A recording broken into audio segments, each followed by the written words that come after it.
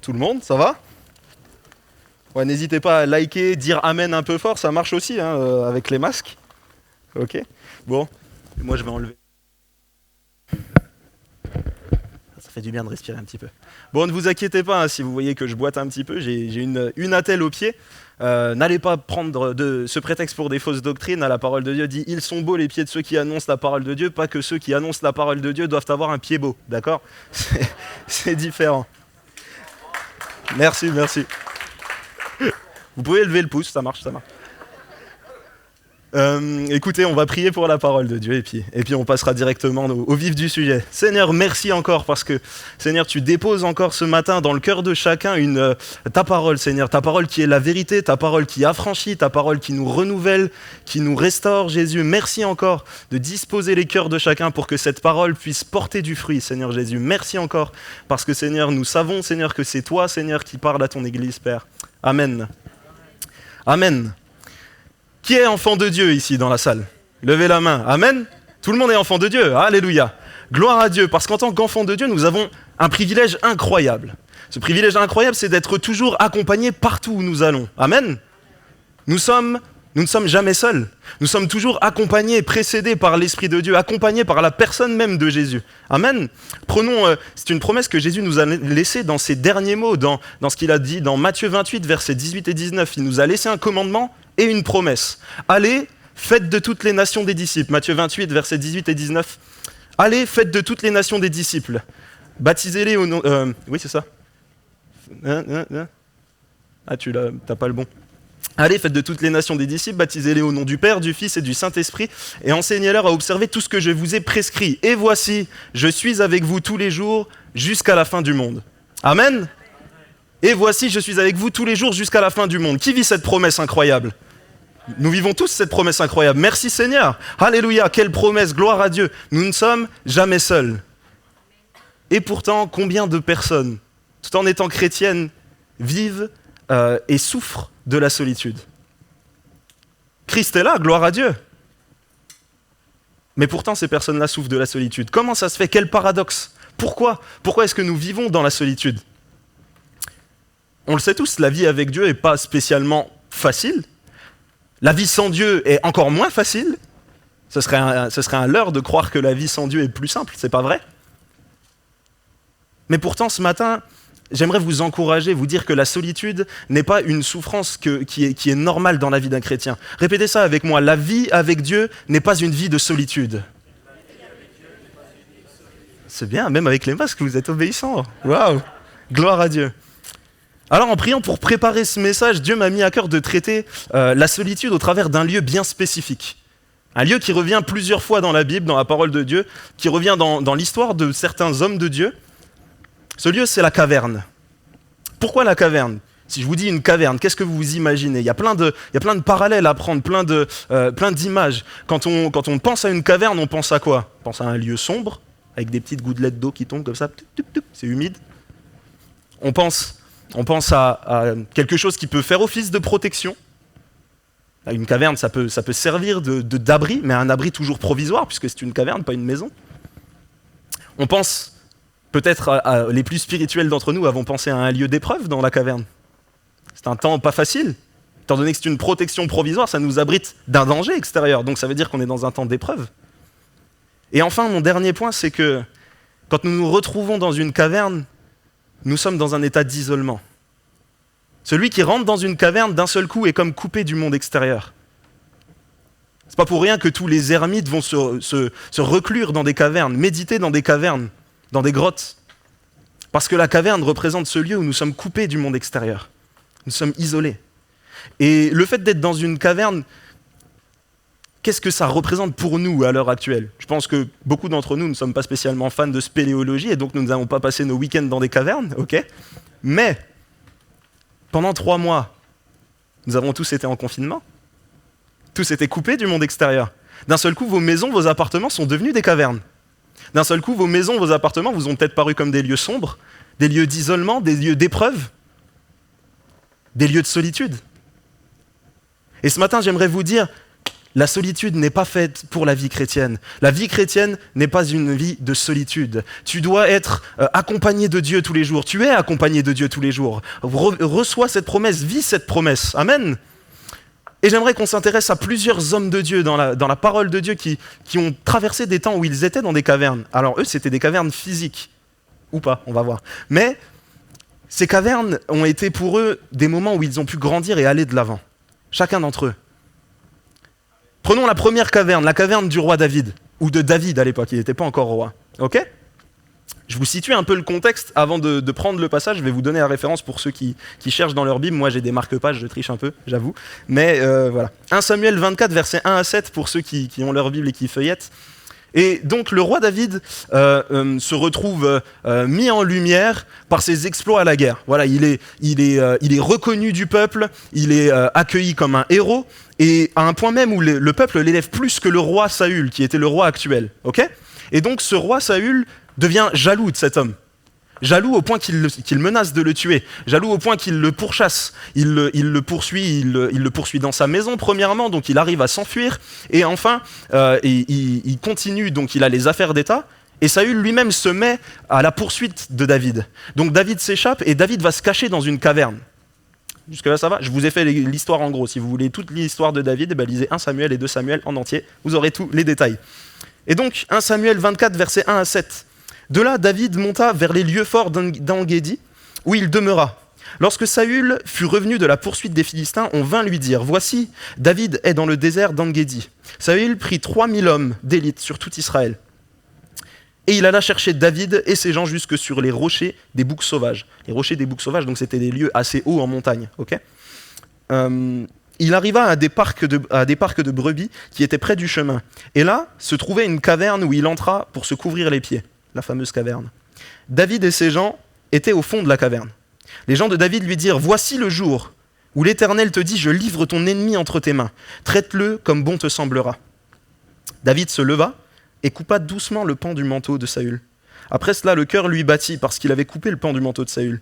Et il dit à ses gens « Que l'Éternel me garde de commettre contre mon Seigneur, loin de l'Éternel, une action telle que de porter ma main sur lui, car il est loin de l'Éternel. » Par ces paroles, David arrêta ses gens et les empêcha de se jeter sur Saül. Puis Saül se leva pour sortir de la caverne et continua son chemin.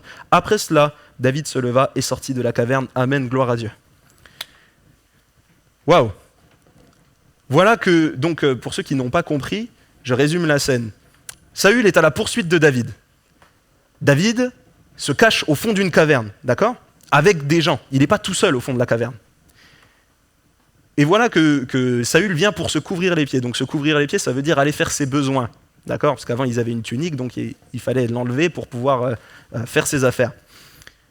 Et donc, voilà que pendant ce moment-là, où il est en plein état de faiblesse, j'ai envie de dire, notre ami David vient et il lui enlève juste un petit pan du manteau. Pourquoi ce passage est intéressant par rapport à la caverne ? Parce que là, nous avons un passage où David n'est pas tout seul au fond de sa caverne. Il est accompagné. Peut-être que dans ton moment de confinement, tu n'étais pas forcément tout seul, tu étais avec ta famille, mais au fond, David, bien qu'entouré de toutes ces personnes-là, David souffrait de solitude. Je vais vous dire pourquoi. David était entouré de criminels, de gens qui étaient en fuite dans tout le pays, d'un peu de sa famille qui l'avait suivi pour le soutenir, de tous les mécontents du royaume, de tous ceux qui critiquaient, de tous ceux qui étaient, qui étaient rebelles envers l'État. David n'était pas entouré que de gens bien. David était entouré de criminels. Il était dans sa caverne, il était seul. Lui, il était juste. Lui, il était poursuivi innocemment, mais tous les gens autour de lui n'étaient pas spécialement des gens bien. David, quand il voit que Saül est à sa merci, tous les autres le conseillent. Ils disent « C'est le moment, vas-y, tue-le. C'est Dieu qui le livre entre tes mains. » David, là, est tout seul à savoir ce que Dieu lui dit. Mon point, c'est quoi ? C'est que dans ta caverne, quand tu es isolé, quand tu es seul, quand tu vis un moment d'épreuve, à qui est-ce que tu fais confiance ? Est-ce que tu t'appuies sur Dieu, sur ce que Dieu te dit ? Ou est-ce que tu t'appuies sur tes connaissances, sur les gens qui t'entourent, qui ne sont pas spécialement des gens bien, qui ne sont pas spécialement des gens qui vont t'amener vers le haut, te tirer vers le haut ? Quel est ton entourage ? C'est bien d'être seul dans la caverne, enfin, c'est bien d'être entouré dans la caverne, pas seul dans la caverne, justement. Mais qui est-ce qui t'entoure? Et à qui est-ce que tu tends l'oreille? Tu as raison d'écouter des gens qui écoutent la même voix que toi, la voix de Dieu. Tu as raison de venir à l'église si tes frères et sœurs sont connectés au même Dieu que toi. Tu as raison d'écouter tes frères et sœurs qui croient au même Dieu que toi.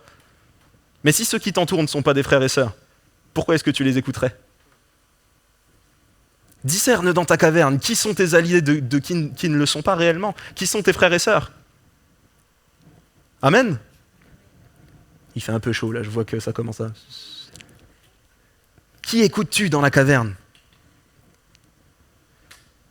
Analyse tout ce qui sort de la bouche de ceux qui parlent, et surtout de ceux qui prétendent parler au nom de Dieu. Moi y compris, le pasteur y compris. Analyse. Est-ce que ce que Dieu dit, c'est la même chose que ce que eux disent? Dieu a dit dans sa parole, à ce moment-là, David connaissait la loi. Tu ne commettras point de meurtre. Et eux, ils lui disent, c'est l'Éternel qui le livre entre tes mains, tue-le. Il y a deux poids, deux mesures alors, avec Dieu? Non, non, non. Qu'est-ce que les gens qui t'entourent disent au nom de Dieu? Qui est-ce que tu écoutes? Est-ce que tu écoutes sa parole? Ou est-ce que tu écoutes ce que les gens autour de toi te disent et qui t'arrangerait dans ta situation? Ça aurait arrangé les affaires de David, de liquider Saül tout de suite. Parce que là, Saül, nous on connaît la suite de l'histoire. Saül va le relâcher, puis après il va le repoursuivre. Puis après il va le relâcher, puis après il va le repoursuivre, jusqu'à ce qu'il meure. Et jusqu'à la mort de Saül, David sera un fugitif. Sur le moment, David aurait pu sortir de sa caverne, justement. Mais il a préféré écouter la voix de Dieu. Il a dit, je ne toucherai pas à loin de l'Éternel. Je ne toucherai pas à loin de l'Éternel. Je ferai ce que Dieu me dit qui est juste. Je ferai comme Dieu me dit. Et c'est au moment où il écoute la voix de Dieu et où il fait ce que Dieu lui demande. Regardez, lisez le texte, verset 9. Après cela, David se leva et sortit de la caverne. Le moment de la caverne s'est arrêté momentanément. D'un seul coup, la caverne était loin. Si tu es dans un moment d'épreuve, alors écoute la voix de Dieu. Et quand Dieu t'aura dit quoi faire et que tu l'auras mis en pratique, alors seulement sors de la caverne. Jusque-là, la caverne était un lieu de protection pour David. Jusque-là, la caverne était un lieu où David était hors d'atteinte du roi Saül. Vous me suivez ou vous ne me suivez pas? Vous avez le droit de faire des petits hochements de tête comme ça. Échauffez-vous le cou, les articulations, allez-y. Jusque-là, la caverne était un lieu de protection pour David. Peut-être que pour toi, le fait de t'isoler, le fait d'être en confinement, peut-être que pour toi, ça a été une protection. J'en connais pour qui ça a été des protections, où ils ont pu se remettre à prier, où ils ont pu se remettre à chercher la face de Dieu, où ils ont pu se remettre à lire la Bible régulièrement, à prendre du temps avec leurs enfants. Ça a été un moment de protection. Et pourtant, à un moment donné, il faut sortir de la caverne. Parce que tu n'as pas été créé pour vivre dans une caverne, on le verra à la fin, ça. La dernière chose par rapport au roi David, enfin par rapport à David, puisqu'il n'était pas roi à l'époque, c'est que même dans sa caverne, même prisonnier, même fugitif, même poursuivi par Saül, même dans sa caverne, il trouve le moyen d'être un instrument de bénédiction et de semer la vie. Comment est-ce que tu es dans tes moments d'épreuve? Est-ce que tu sèmes la vie? Est-ce que tes actes parlent pour toi? Nous voyons que pour Saül, David a été un instrument de vie, un instrument peut-être qui aurait pu le ramener sur le bon chemin. Nous avons parlé la semaine dernière avec le pasteur Fred de semer la vie et de semer la bénédiction avec nos paroles, mais nos actes en disent tout autant et nos actes peuvent en faire tout autant. Saül, par l'acte de sauver la vie David, par l'acte de sauver la vie de Saül, nous a montré que même dans la caverne, même dans l'épreuve, je choisis d'être un instrument de bénédiction pour mon prochain. Amen. Est-ce que tu veux choisir d'être un instrument de bénédiction pour ton prochain? Pas beaucoup d'amen. Il y a un pouce levé au fond. Merci Jean-Michel. Romains 1,16 nous dit « Car je n'ai point honte de l'évangile, c'est la puissance de Dieu pour le salut de quiconque croit, du juif premièrement, puis du grec. » Même dans l'épreuve, est-ce que tu as honte de l'évangile? Même quand ton pied est dans l'entorse, est-ce que tu as honte de l'évangile? Parce qu'il t'arrive quelque chose de mal, alors tu ne peux pas être une bénédiction pour les autres? Parce qu'il t'arrive quelque chose de mauvais, est-ce que ça entache ton témoignage? Non, ça veut juste dire que tu es un humain comme les autres. Je me rappelle de cette période de confinement qui a été un peu particulière pour nous, puisqu'Estelle a été touchée, comme beaucoup d'entre vous ici, par le Covid-19. Et à un moment donné, elle a été hospitalisée. Et dans son moment d'hospitalisation, elle souffrait, elle avait mal, mais en même temps, elle avait avec elle sa Bible, et donc elle lisait tous les jours. Et les infirmières qui étaient là étaient frappées de voir que quelqu'un qui était touché par un virus dont on ignorait presque tout à l'époque, faisait quand même confiance à Dieu. Est-ce que dans ton épreuve, tu n'as pas encore plus de force dans le témoignage si tu fais confiance à Dieu? Parce que dans ton épreuve, les gens voient que tu ne crois pas à Dieu que quand ça t'arrange. Nous avons chanté tout à l'heure, je marche dans la puissance, je marche dans le miracle, je vis une vie de faveur. Et si tu vis une vie de faveur, mais que ça ne te voit pas, est-ce que tu vis toujours une vie de faveur? Est-ce que la faveur, c'est pas d'avoir Dieu avec nous tous les jours? Est-ce que la faveur, c'est pas de vivre une vie où nous sommes tous les jours accompagnés par Dieu? Ça, c'est une faveur. Et ça, c'est une force dans le témoignage. Et cette personne a demandé une Bible à Estelle. Et elle a pu témoigner. Gloire à Dieu. Dans ta faiblesse, c'est là que tu es fort, nous dit la parole de Dieu. Amen. Nous allons enchaîner avec la deuxième caverne. La deuxième caverne qui est la caverne du prophète Élie. Cette caverne-là, vous la connaissez bien, on la prend souvent en exemple. 1 Roi 19, versets 9 à 18. Alors je vous refais aussi le contexte. Le prophète Élie était dans un moment où le royaume d'Israël est séparé en deux, d'accord? Vous avez d'un côté le royaume d'Israël, le royaume de Juda, je vous fais grosso modo. Et il est dans le royaume d'Israël, où le roi en place est un roi qui fait tout ce qui déplaît à Dieu. D'accord? Un roi qui est ultra idolâtre et qui ne fait qu'idolâtrer les Baals, etc. Un jour, le prophète Élie fait comme un concours de celui qui a le vrai Dieu. Et il fait descendre le feu du ciel alors que les autres n'y arrivent pas. À ce moment-là, il va tuer un nombre incalculable de prophètes de Baal pour purifier la nation d'Israël de ces prophètes. Et voilà qu'il va être en fuite parce que Jézabel, la reine actuelle, en voulait à sa vie. Ok ? Et donc il va fuir et il va avoir peur et il va fuir. Et dans son moment de fuite, il va être dans un état dépressif, il va chercher simplement il demande à Dieu, Seigneur, reprends-moi parce que la mort m'est préférable à la vie, etc., etc. Et Dieu va prendre soin de lui. Et Dieu va lui dire, voilà, je t'attends à la montagne d'Horeb. Et là, nous entrons dans notre passage 1 Roi 19, versets 9 à 18. Alors il parcourt, tac, tac, tac, il prend ses jambes, il va jusqu'à la montagne d'Horeb. Et là, il entra dans la caverne. Et il y passa la nuit. Et voici, la parole de l'Éternel lui fut adressée en ces mots. « Que fais-tu ici, Élie » Il répondit, « J'ai déployé mon zèle pour l'Éternel, le Dieu des armées, car les enfants d'Israël ont abandonné ton alliance. Ils ont renversé tes autels et ils ont tué par l'épée les prophètes. Je suis resté moi seul, et ils cherchent à m'ôter la vie. » L'Éternel dit, « Sors et tiens-toi dans la montagne devant l'Éternel. » Son commandement à la base à Dieu, c'était de l'envoyer à la montagne d'Horeb, pas à la caverne. Et voici, l'Éternel passa, et devant l'Éternel, il y eut un vent fort et violent qui déchirait les montagnes et brisait les rochers. L'Éternel n'était pas dans le vent. Et après le vent, ce fut un tremblement de terre. L'Éternel n'était pas dans le tremblement de terre. Et après le tremblement de terre, un feu. L'Éternel n'était pas dans le feu. Et après le feu, un murmure doux et léger.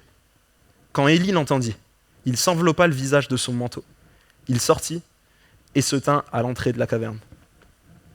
Et voici, une voix lui fit entendre ces paroles. « Que fais-tu ici, Élie » Deuxième fois, « Que fais-tu ici » Il répondit, « J'ai déployé mon zèle pour l'Éternel, le Dieu des armées, car les enfants d'Israël ont abandonné ton alliance. Ils ont renversé tes autels et ils ont tué par l'épée tes prophètes. Je suis resté moi seul et ils cherchent à m'ôter la vie. » Même réponse. Ça ne vous rappelle pas ce qu'il a dit juste avant? L'Éternel lui dit, « Va, reprends ton chemin par le désert jusqu'à Damas, et quand tu seras arrivé, tu oindras Hazaël pour roi de Syrie, tu oindras Jéhu, fils de Nimshi, roi d'Israël, et tu oindras Élisée, fils de Shaphat, d'Abel Méola, pour prophète à ta place. Et il arrivera que celui qui échappera à l'épée de Hazaël, Jéhu le fera mourir, et celui qui échappera à l'épée de Jéhu, Élisée le fera mourir. Mais je laisserai en Israël 7000 hommes, tous ceux qui n'ont point fléchi le genou devant Baal, et dont la bouche ne l'a point baisé. » Passage très long, je le concède, mais important. Quand est-ce qu'Élie sort de la caverne? Quand est-ce qu'Élie sort de la caverne? Quand il entend la voix de Dieu. Il sort de la caverne quand il reconnaît la voix de Dieu. Et la différence entre Élie et David, c'est que pour Élie, la caverne n'était pas un lieu de protection. C'était un lieu d'isolement.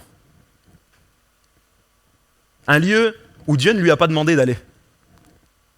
Dieu lui a dit, va à la montagne d'Horeb. Lui, il va à la montagne d'Horeb et il se met dans une caverne. C'est pas ce que Dieu lui dit. C'est pas ce que Dieu lui a dit. Dieu lui dit, va à la montagne d'Horeb.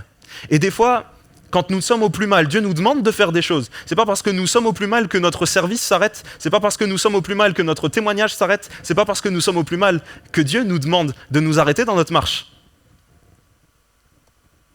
Et tu vis la solitude comme Élie, parce que de toi-même, tu te dis, je vais pas bien, alors je me mets dans une caverne. Je vais pas bien, alors je me mets dans une caverne. Dieu te demande pas de te mettre dans une caverne, Dieu te dit, va à la montagne d'Horeb, va rechercher ma présence. Tu te sens pas bien, mais va rechercher ma présence à la montagne d'Horeb. Tu verras, je suis là, je suis avec toi, je te redresse, je te restaure. Va à la montagne d'Horeb. Va pas dans la caverne de la montagne d'Horeb. Ne t'isole pas. Élie est parti s'isoler. Et c'est là toute la différence. Et Élie va sortir de sa caverne au moment où il entendra la voix de Dieu.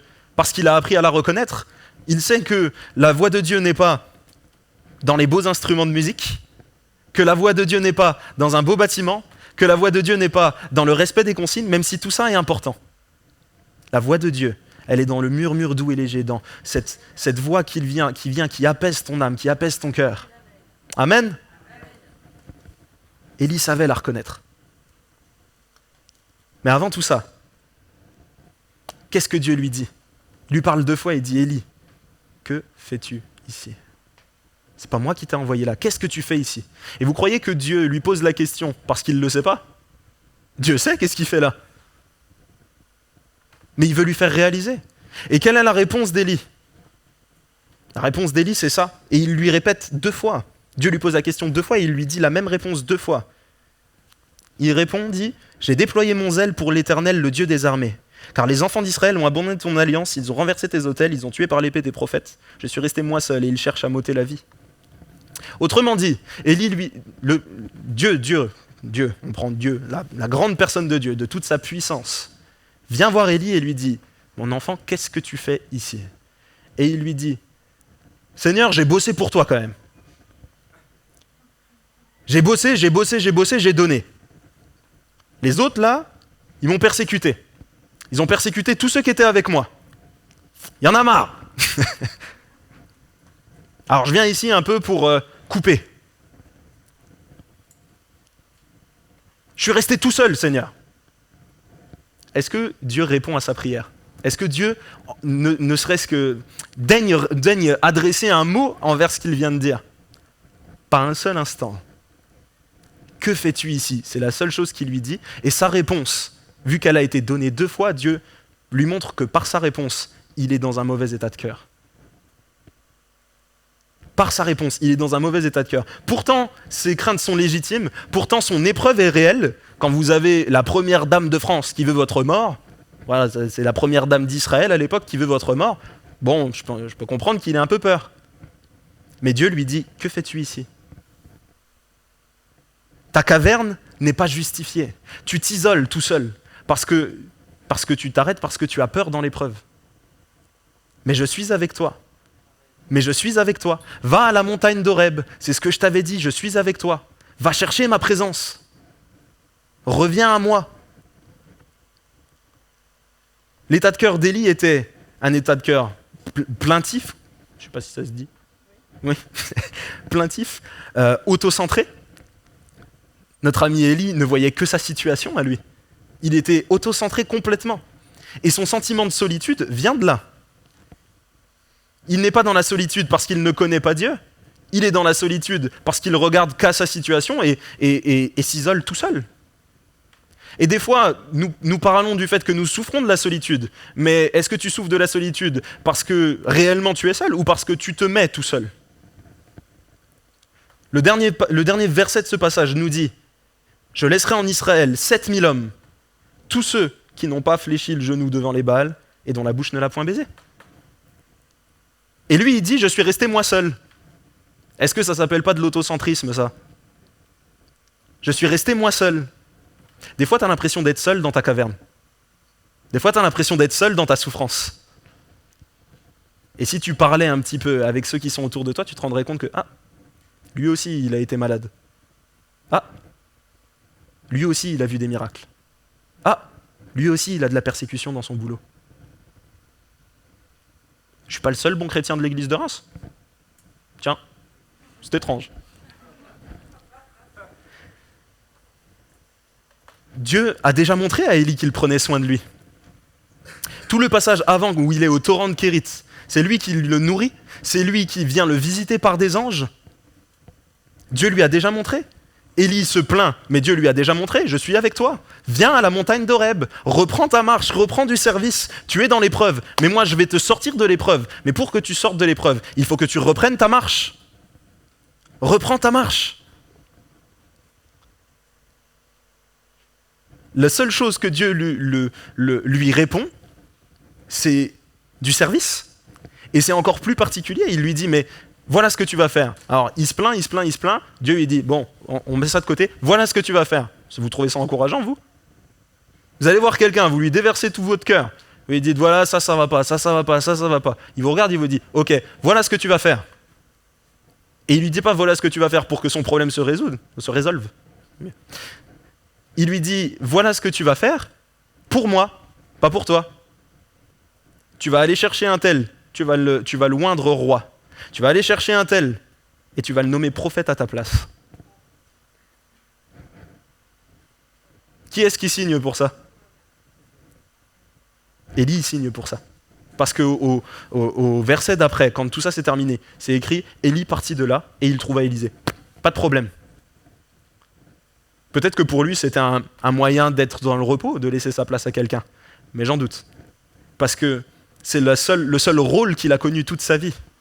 Le fait d'être prophète d'Israël, c'est le seul rôle qu'il a connu toute sa vie. Et si Dieu, pour te faire sortir de ta solitude et de ta caverne, te dit « transmets à quelqu'un d'autre », quelque chose auquel tu tiens, un truc, c'est ton identité. Les gens voyaient Élie, ils disaient le prophète Élie, c'est le prophète Élie. Voilà, lui, c'est loin de Dieu, c'est le prophète Élie, c'est son identité, sa fonction, c'est devenu son identité. Du jour au lendemain, Dieu lui dit, tu veux que ça aille mieux? Alors écoute, voilà ce que tu vas faire, tu vas nommer quelqu'un d'autre dans ton identité. Est-ce que tu le fais? Est-ce que tu le fais? Mais le travail d'Élie n'était pas fini pour autant. Élie a dû former Élisée, Élie a dû continuer, mais tout ça, il ne le savait pas. Élie ne savait même pas qu'il allait être enlevé dans un char de feu. Pourtant, il l'a fait, il a obéi à Dieu.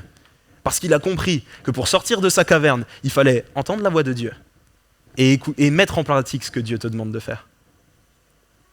Si tu es dans ta solitude maintenant, peut-être tu t'es isolé par toi-même parce que l'épreuve était tellement grande que tu t'es dit c'est bon, je ne veux plus voir personne, je suis tout seul de toute manière, personne ne me comprend, personne ne sait par quoi je suis traversé, par quoi j'ai traversé, dans quelles épreuves j'ai été, je m'en mêle un petit peu là. Personne ne sait, personne ne peut comprendre ma souffrance. Pourtant Dieu te dit, non seulement il y a des gens qui peuvent comprendre ta souffrance, mais moi je suis avec toi et je t'invite à venir chercher ma présence et à te remettre en marche. Amen. Remets-toi en marche. Élie repart de ça encouragé, bizarrement. Et la caverne d'Élie n'est pas... le problème, c'est que c'est ce que je disais tout à l'heure, c'est pas une protection, c'est quelque chose qui s'est imposé à lui-même. Et Dieu veut nous faire sortir de cette caverne parce qu'il ne veut pas que nous soyons seuls. Et la plupart du temps, nous sommes seuls. Pourquoi? Parce que nous imposons à nous-mêmes notre caverne. Nous nous imposons à nous-mêmes notre caverne comme une protection pour nous, alors qu'en fait, c'est juste un lieu d'isolement où tu te coupes des autres. La troisième caverne, c'est la caverne d'un de mes personnages favoris, la caverne de Jonas. Et vous allez me dire, mais Jonas n'a jamais été dans une caverne. Et je vais vous dire, c'est vrai, plus ou moins. Mais la caverne, je vous vois venir, les plus expérimentés d'entre vous, vous pensez au ventre du poisson. Je ne parle pas du ventre du poisson, moi. Je parle de la caverne dans laquelle il était dans sa tête. Prenons l'exemple de Jonas. Alors, je vous donne le passage d'avance. Jonas 4, versets 1 à 4 et verset 9. L'histoire n'est pas bien longue. Jonas. Jonas est un homme qui connaissait la loi de Dieu, ok? Vous êtes d'accord avec moi? Quelqu'un qui a été choisi par Dieu pour aller évangéliser une nation. C'est un des exemples de missionnaires les plus flagrants. On lui dit, écoute, tu vas quitter ton pays et tu vas partir à Ninive. Et tu vas leur annoncer que s'ils ne se repentent pas, la ville sera détruite. Autrement dit, on peut prendre chacun d'entre nous ici et que Dieu te dise, écoute, tu vas partir, tu vas aller dans cet endroit-là et tu vas leur dire que s'ils ne se convertissent pas, quand ils mourront, ils périront. Est-ce que vous aurez dit quelque chose de faux? Non, vous aurez dit ce que la parole de Dieu dit. Vous aurez dit ce que la parole de Dieu dit. Sans Jésus, si tu ne te repens pas, tu es condamné à la perdition, car le salaire du péché, c'est la mort. C'est la parole de Dieu qui le dit. Il n'y a pas d'autre vérité à annoncer. Vérité dure. Une vérité très dure. Et Jonas va fuir cette mission que Dieu lui donne. Jonas va partir à l'opposé de ce que Dieu lui dit d'aller. Dieu, il lui dit, tu vas par là, lui, il fait, ok, hop. Il part de l'autre côté. Et voilà que les éléments se déchaînent sur son bateau, et les marins découvrent que c'est lui qui a désobéi à son Dieu, hop, il le jette par-dessus bord. Alors là, déjà, en termes de solitude, on est pas mal. Hop, par-dessus bord, dans le ventre du poisson. Tac. Comme ça, c'est réglé. Donc, dans le ventre du poisson, il se dit, bon, Seigneur, oui, je comprends, j'ai abusé, etc., etc. Il se repent. Et dans le ventre du poisson, Dieu va lui faire la grâce d'y rester 3 jours. Bon, je ne sais pas si c'est une grâce, mais c'est une grâce par rapport à se noyer, mourir noyé, c'est pas terrible. Donc je préfère être dans le ventre du poisson, même si ça sent pas très bon. Et hop, il sort du poisson. Et quand il sort du poisson, il se remet en marche vers Ninive. Donc il fait ce qu'on a dit avec le prophète Élie avant. Il a compris. D'accord? Il sort d'une première caverne. Dieu lui dit, voilà ce que tu dois faire, c'est ça. Il dit, ok, je vais faire ça.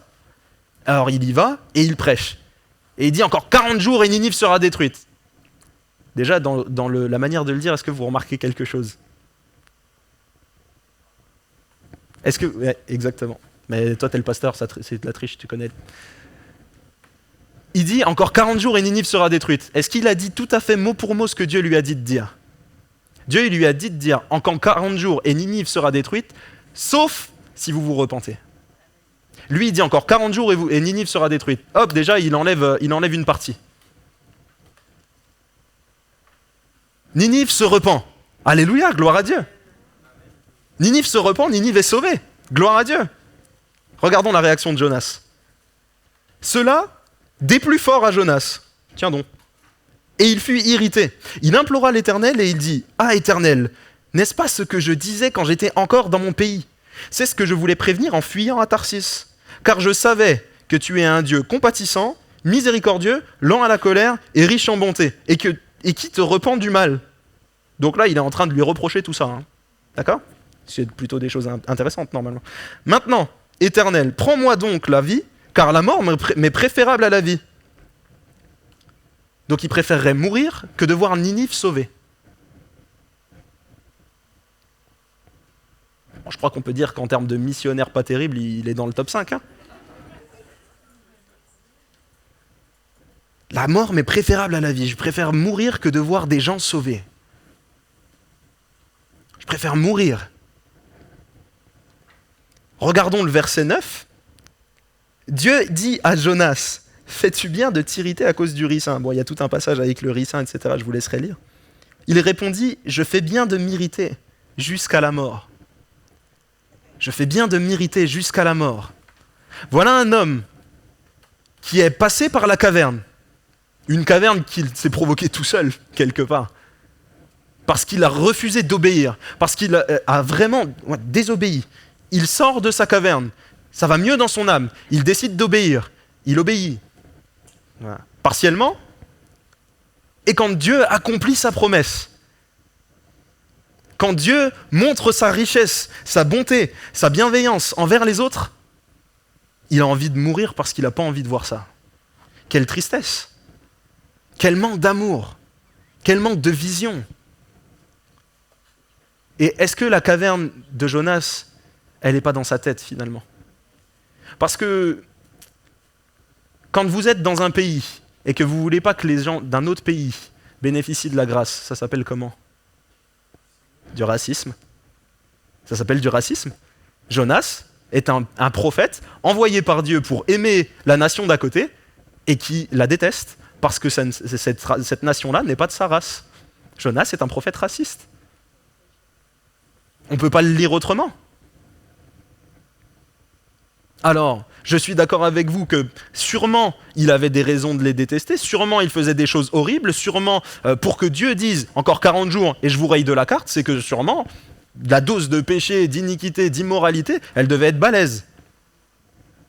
Pourtant, Dieu dit, je vous laisse encore une chance, repentez-vous. Ils se repentent, gloire à Dieu. C'est-à-dire qu'ils changent de vie. C'est pas simplement ils disent Seigneur, pardon, pardon, pardon, et qu'ils recommencent le lendemain. Ils changent de vie. Ils changent de vie. Plus de 120 000 habitants, changent de vie. Tac. Et lui, il n'est pas content. La mission pour laquelle Dieu l'envoie réussit, et lui, il n'est pas content. Combien de fois est-ce qu'on n'est pas comme ça aussi? Non, moi, si 120 000 habitants se convertissent, je laisse tomber, comment je suis trop content. Et pourtant, Dieu te dit, mais la petite dame qui est en bas, là, alors peut-être qu'elle fait du bruit quand elle reçoit des gens, mais pourquoi tu vas jamais la voir? La petite dame qui est en bas de chez toi. La famille de Turcs qui est là-bas, là. Peut-être qu'ils font la manche au rond-point et que tu n'as pas envie de les voir comme ça, mais qu'est-ce que tu attends pour aller les voir? Les petits jeunes là qui sont en bas de chez toi, qui font le bazar, qui balancent des cailloux, qui taguent les murs, qui cassent des voitures. Eux, je te demande d'aller vers eux. Je te demande d'aller vers eux et de les aimer. Mais tu te rends pas compte de tout ce qu'ils font? Non, s'ils viennent à l'église, il faut qu'ils soient bien habillés, bien... Tac. Sinon, ils viennent pas. Mais c'est eux que Dieu est venu chercher. Toutes les personnes difficiles, toutes les personnes vers lesquelles on n'a pas envie d'aller, c'est vers eux que Dieu nous demande d'aller. Dieu nous demande d'aller vers les gens qui sentent mauvais, qui sont pauvres, qui sont différents de nous, qui sont d'une autre race, qui sont d'une autre religion, qui sont d'une autre culture, parce que la grâce est pour tous les hommes. Sors de ta caverne de racisme, sors de ta caverne de préjugés, sors de ta caverne comme Jonas. Et il y a tellement d'autres cavernes. Je regarde l'heure vite fait. Il y a tellement d'autres cavernes. Sors de ta caverne de bonne chrétienté. Quand on vient à l'église, il faut, voilà, tout va bien. Le Seigneur bénit, alléluia. Rien ne va jamais, c'est toujours bien. Il n'y a pas d'épreuve, tout va bien. Et quand il y a une épreuve, gloire à Dieu, je proclame la victoire par avance. Mais tu as le droit d'aller mal. Tu as le droit d'aller mal et d'en parler aux gens autour de toi pour qu'ils prient pour toi, pour que ça aille mieux par la suite. Parce que tu n'es pas seul dans ta caverne. Jésus est là, et tes frères et sœurs dans l'église qui prient le même Dieu que toi, qui sont autant tes frères et sœurs que toi, prient pour toi. Sors de la caverne du silence. La Bible nous dit, confessez-vous les péchés les uns aux autres et ils vous seront pardonnés. Combien de fois nous venons à l'église, nous levons les bras, nous prions, etc. Et la semaine, nous faisons n'importe quoi. Mais confesse ton péché. Viens, confesse ton péché. C'est difficile, hein? C'est difficile.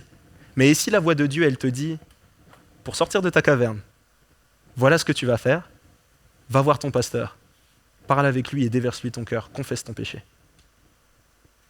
Ta caverne, c'est une caverne de silence. Peut-être que ta caverne, c'est une caverne de honte. Ça, c'est un peu lié. Hein. Ouais, mais si je confesse mon péché, qu'est-ce qu'il va penser de moi? Il va penser de toi que tu es un humain comme lui, qui a besoin de la grâce de Dieu comme lui. Confesse ton péché. N'aie pas honte. Sors de la honte. Sors de la colère. Il y a des colères qui sont justifiées. Et il y a d'autres colères qui ne le sont pas.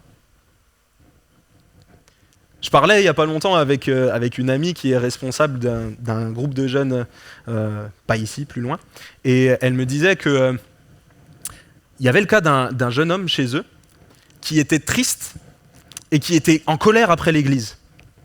En colère après l'église parce qu'il prêchait que ceux qui n'étaient pas convertis allaient en enfer. Est-ce qu'il y a un autre message à donner? Ceux qui ne sont pas convertis sont perdus. Ceux qui sont sauvés sont ceux que Dieu a décidé de sauver. Et nous ne sommes juges ni de l'un ni de l'autre. C'est pas à nous de juger. Mais cette personne-là savait très bien que sa mère n'était pas convertie. Et sa maman est décédée malheureusement. Et il en voulait à l'église de prêcher le fait que, du coup, lui, il en conclusionnait. Il en concluait que sa mère était perdue, du coup. Mais ça, il ne peut pas le savoir. Il n'y a que Dieu qui le sait. Ça, il n'y a que Dieu qui le sait. Pourtant, il était en colère après l'église. En colère parce qu'il prêchait la vérité. Mais j'aimerais vous dire, frères et sœurs, quand bien même ça ne vous fait pas du bien, ce que nous prêchons, c'est la parole de Dieu. Allez regarder, comme je disais tout à l'heure. Et si vous voyez que c'est en conformité avec la parole de Dieu, mais nous ne sommes juges d'aucune situation dans les vies, nous ne prêchons pas les situations dans les vies, ce que nous prêchons, c'est la vérité de la parole. Après, à vous de l'appliquer dans vos vies. À moi de l'appliquer dans ma vie. Parce que je me prêche aussi à moi. En colère après l'église, en colère après les frères et sœurs. Et du coup, il a décidé de quitter l'assemblée et de se mettre dans une caverne d'isolement. Et d'un seul coup, c'est plus compliqué de vivre sa foi, parce que tu te retrouves seul. Et tu as beau connaître la personne de Jésus. Jésus te dit, je bâtis l'église. Je bâtis l'église. Et tous les portes des séjours des morts ne prévaudront point contre elle. Je bâtis l'église. Et si je bâtis l'église, alors c'est pas toi qui vas décider de... Je t'ai jamais dit de partir. Si tu pars, tu me désobéis. Comprenez-moi bien, j'ai pas dit si tu pars de l'église de Reims, tu désobéis. J'ai dit si tu pars du corps de Christ, si tu te coupes de tes frères et sœurs, si tu pars te mettre tout seul dans une caverne parce que ma parole ne te plaît pas, si tu t'isoles parce que ma parole ne te plaît pas, alors tu me désobéis. Et moi je te dis, comme au prophète Élie, viens au mont Horeb, va, reprends ta marche. Amen. J'aimerais également que vous partagiez aussi autre chose. C'est que moi-même, j'ai été dans une caverne plus jeune. Je venais à l'église, etc. Et pour autant, j'étais lié par la pornographie et la masturbation. Un péché honteux, un péché dont on n'a pas envie de parler, donc double caverne, honte et silence. Et une autre caverne, parce qu'un peu de fond semblant par-dessus, comme ça les chrétiens, ils ne voient pas que je suis un mauvais chrétien. Je viens le dimanche bien habillé, je prie bien. Parce que vous savez, quand on grandit dans l'église, on sait bien faire semblant. Hein. On sait bien faire semblant. Hein. C'est facile. Nos parents, ils nous apprennent tout ce qu'il faut. Ils nous apprennent à bien prier. On connaît 2-3 histoires de la Bible, donc en termes de culture biblique, on s'en sort vite fait. C'est facile de faire semblant. On vient, on sait dire des belles formules. Sois béni mon frère, sois béni ma soeur. Et la semaine, on fait n'importe quoi. Avec nos potes à l'école, on fait n'importe quoi. Tout seul dans notre chambre, on fait n'importe quoi. Ce qu'il faut, c'est premièrement que nous rencontrions Christ. Deuxièmement, que nous sortions de notre caverne. Et moi, la seule solution, et ce que j'ai demandé à Dieu, parce que j'en étais triste de cette situation, de vivre une sorte de double vie, la seule solution, c'était de sortir en allant confesser mon péché et en me repentant sincèrement. Et je vais vous dire quelque chose, j'ai eu honte, oui, parce que j'ai été confesser mon péché à mon propre père. C'est pas simple. C'est pas simple. Mais ça a été libérateur parce que je suis sorti de cette caverne de solitude et j'ai su qu'il y avait d'autres chrétiens, d'autres jeunes chrétiens qui étaient dans la même situation que moi, à qui j'ai pu témoigner par la suite, pour lesquels j'ai pu prier, pour lesquels j'ai pu être en empathie. Dieu m'a dit, voilà ce que tu vas faire, ça c'est pour ta vie. Et maintenant, tu vas pouvoir être une bénédiction pour les autres. Comme David, tu vas pouvoir semer la vie par tes actes. Comme Élie, tu vas pouvoir reprendre ta marche. Tu vas pouvoir être une bénédiction pour ceux qui sont autour de toi en leur annonçant la vérité. Comme Jonas, je t'envoie prêcher la bonne nouvelle aux nations. Avec un cœur libéré. Avec un cœur plein d'amour, plein de joie. Et avec un cœur où ma présence règne. Amen. L'important n'est pas de savoir dans quelle caverne tu te trouves. L'important, c'est de savoir, est-ce que tu y es parce que c'est un moment mis à part où tu es protégé comme le roi David? Ou est-ce que c'est une caverne où tu t'es rendu toi-même pour te couper des autres? Ça, c'est l'important. Est-ce que tu es dans la caverne de David? Est-ce que tu es dans la caverne de Jonas? Au final, Peu importe. Peu importe. Parce que Dieu ne t'a pas créé pour que tu vives dans une caverne. Dieu t'a créé pour que tu expérimentes la vie de Dieu à l'extérieur. Dieu t'a créé pour que tu aies du lien avec tes frères et sœurs. Dieu t'a créé pour que tu sois une créature merveilleuse que lui a voulu sur cette terre. Genèse 3,18 nous dit « Il n'est pas bon que l'homme soit seul ». Alors après, il y a tout le passage avec la femme, etc. Mais les femmes aussi, il n'est pas bon que la femme soit seule. Jésus veut t'affranchir de la solitude ce matin. Sors de ta caverne. Peut-être certains d'entre vous, vous avez quelques notions de philosophie. Moi, j'ai encore un peu de temps, un tout petit peu. Peut-être certains d'entre vous, vous connaissez le mythe de la caverne de Platon. Ça connaît... Non, personne? Ok, très bien. Ça, il y a ma mère, c'est bien, ça c'est... Qu'est-ce que c'est le mythe de la caverne? C'est-à-dire que Platon, qui était un philosophe, je ne crois pas que Platon connaissait Christ, hein, mais je vais reprendre l'exemple par rapport à la parole de Dieu. Ce qu'il dit, c'est que si quelqu'un est enfermé toute sa vie dans une caverne, le dos à un mur, enchaîné, et qu'il ne voit qu'un mur comme ça, et qu'au-dessus de sa tête, il y a une flamme, et qu'on lui fait passer toutes sortes de choses devant cette flamme, alors il ne verra que l'ombre des choses. Et il va s'imaginer qu'un oiseau est un oiseau par rapport à ce qu'il va voir de son ombre. Il va s'imaginer qu'une chèvre qui passe devant cette flamme est une chèvre par rapport à son ombre. Et au final, il ne connaîtra rien des réalités du monde, parce qu'il ne connaîtra que l'ombre des choses, en fonction de ce qu'il verra sur la caverne, sur le mur qu'il regarde tous les jours. Aujourd'hui, Dieu te donne la possibilité de briser ta chaîne et de sortir hors de la caverne pour que tu expérimentes toutes les vérités de la parole de Dieu dans ta vie de tous les jours, pour que tu expérimentes le miracle, pour que tu expérimentes la puissance de Dieu dans le témoignage, pour que tu expérimentes la délivrance, pour que tu expérimentes tout ce qui est écrit dans Marc 16, versets 16 et 17. Tout ça, c'est des choses à expérimenter hors de la caverne. Vous avez remarqué que je n'ai pas parlé du miraculeux de Dieu dans cette prédication, parce que tant que tu es dans la caverne, tu ne verras pas Dieu agir. Tant que tu te terres, tant que tu t'isoles, tu ne verras pas Dieu agir. Parce que le miracle de Dieu, il est non seulement pour toi, mais il est pour que ceux qui sont autour de toi se posent la question de qui est celui qui peut faire ces choses? Qui est ce Dieu incroyable qui peut dire « marche maintenant, sors de ton attelle ». C'est quel Dieu ça? Ça, c'est le but du miracle. Le miracle n'est pas le bon plat qu'on veut servir. Le bon plat qu'on veut servir, c'est Christ. Le miracle, c'est la bonne odeur de Christ. Amen. Amen. Ce matin, j'aimerais faire un appel pour tous ceux qui sont sentis peut-être représentés au travers d'un de ces personnages. J'aimerais qu'on se lève ensemble. Si ça ne t'a pas parlé, reste assis. Vraiment, si ça ne t'a pas parlé, reste assis. Mais si ça t'a parlé, j'aimerais vraiment que tu puisses te lever à ta place. Nous allons courber nos têtes un instant. Et j'aimerais vraiment que tu prennes position dans ton cœur.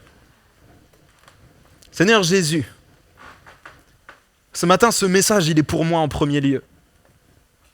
Seigneur, combien de fois je me suis isolé, des fois pour me protéger, des fois parce que j'en avais marre, des fois parce que je voulais arrêter mon service pour toi, des fois parce que je voulais simplement mettre sur pause ma vie de disciple. Mais Seigneur, toi, tous les jours, tu es avec moi.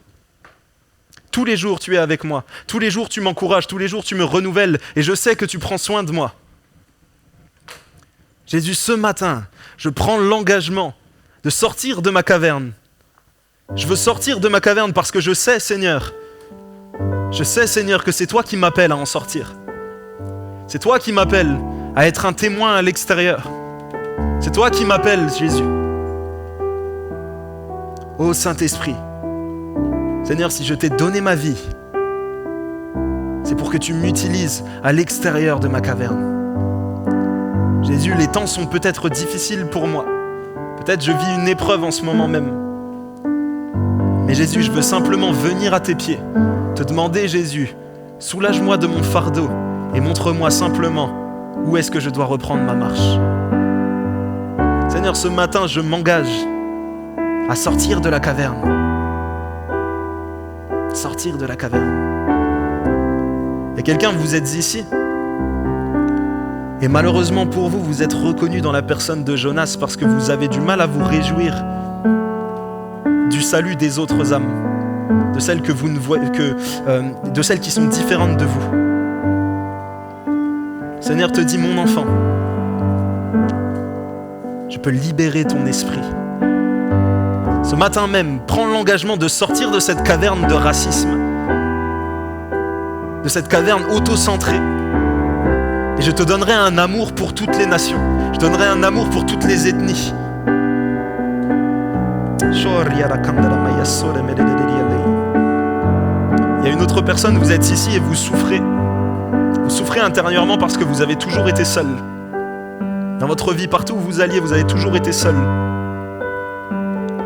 Le Seigneur te dit, mon enfant, je suis avec toi tous les jours. Tu m'as accepté, je suis avec toi tous les jours. Et aujourd'hui, en ce lieu, je te donne la possibilité de trouver une nouvelle famille, de trouver des amis, de trouver des gens avec qui tu vas pouvoir avoir du lien, de trouver des gens sur qui compter en cas de besoin, dans les moments d'épreuve. Je te donne ici même une nouvelle famille. Oh Seigneur, merci Seigneur Jésus encore pour cette parole Jésus. Seigneur, merci pour cet encouragement de savoir que nous ne sommes pas seuls et que tu nous feras sortir de notre caverne, Père. Alléluia Jésus. Amen.